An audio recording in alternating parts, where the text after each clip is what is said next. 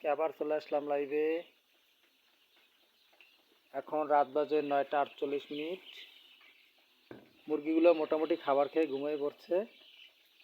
একটু ওদেরকে ঘুম ভাঙানোর জন্য আসলাম।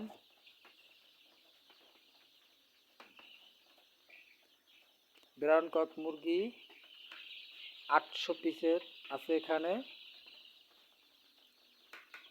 আজকের 23তম দিন। ওদের গড় ওজন হলো আজকে 310 গ্রাম। মাশাআল্লাহ, ওজন অনেক সুন্দর আছে। সবাই আমার জন্য দোয়া করবেন, মুরগিগুলো যেন সুস্থ থাকে এবং দ্রুত যেন বিক্রি করতে পারি রমজানের আগে।